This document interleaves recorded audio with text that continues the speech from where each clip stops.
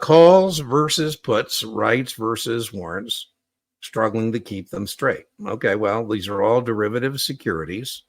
All of these are derivative securities. Let's talk about rights first. Rights are issued by a corporation. Shareholders in corporations have a preemptive right.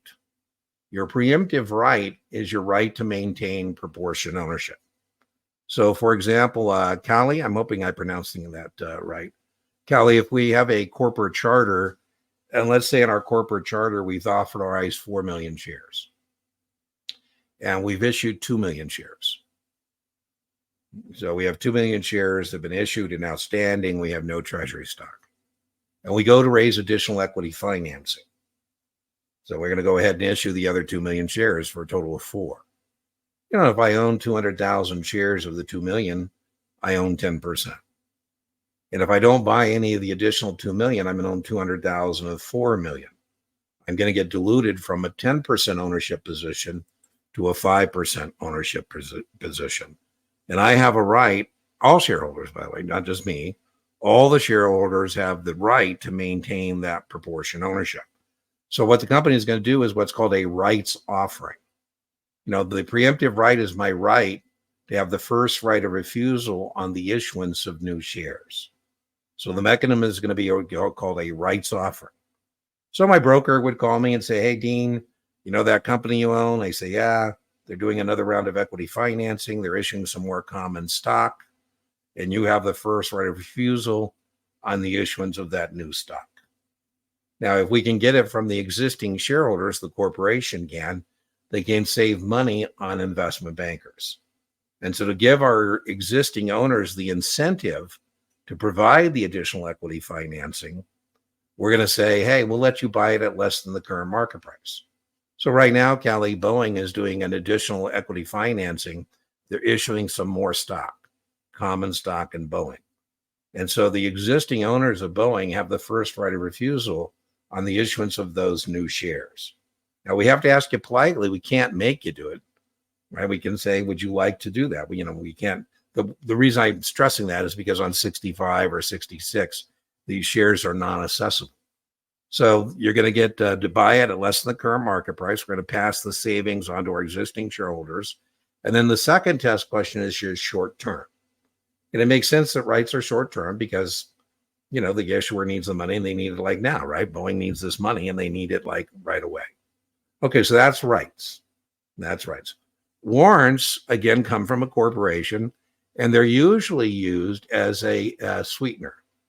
Sweetener, get people to, buy things they otherwise wouldn't buy, perhaps, right? If I'm trying to get my nephews to eat some cereal, I put some sugar on top of it. Here you go. Now it's a kid's cereal, right? So in warrants, those are going to be long-term. We got to be able to contrast them with the rights. Remember, rights are short-term, warrants are long-term. And they're exercised above the current market price. So I say, hey, Callie, are you familiar with a unit? A unit is more than one security offered together. And so I'm going to share with you 2 securities that trading separately, we hope, will be more than what I'm offering to you today. What I'd like you to do is lend this biotech company $100,000. I'd like you to buy 100 of their bonds. They're 6% J&J.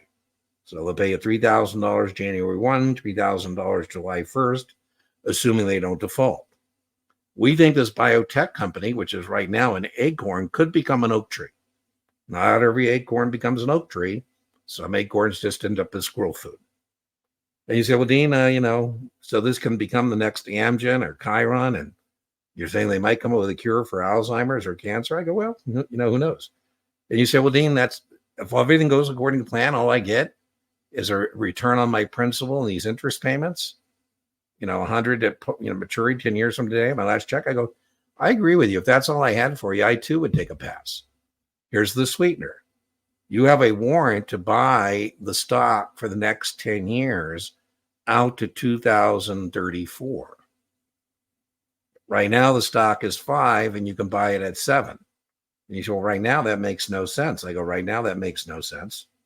But 2034, that might make some sense, right? Berkshire Hathaway received warrants to buy Bank of America as a sweetener and a pipe that Berkshire Hathaway did with Bank of America. They had a right to buy Bank of America from 2010 to 2020 at $7.15 a share.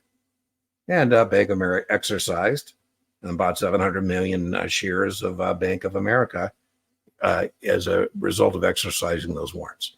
Okay, so a couple things here. You are getting those from a corporation, and they're considered potential equity financing to that corporation. And rights at issuance have intrinsic value, right? Because if the stock is, I'll make up a number 5, and we're going to let you as a right get it at 4. In theory, that has $1 of intrinsic value. Now, calls and puts aren't issued by a corporation. The issuer and guarantor of all option contracts, calls and puts, is the Options Clearing Corporation. The Options Clearing Corporation.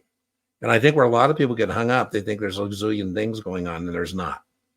There are 2 types of option contracts, calls and puts. That's it. You can either buy them or sell them. They're contracts, and they have 2 parties, just like any other contract. And so the 2 parties to a call contract, long and short, 2 parties to a put contract, long and short, we have 4 basic option positions. So a long call is a choice to buy the stock, call the stock away. A short put is an obligation to sell the stock. Let somebody call the stock away from you. A long put is a choice to sell the stock, put the stock. You're the putter. And a short put is an obligation to buy the stock. You're the puttee.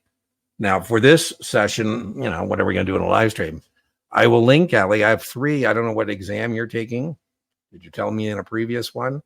But I have a whole option playlist with 4 videos: introduction to options, basic options, stock plus options, advanced option strategies. 4 videos in for about 3 hours.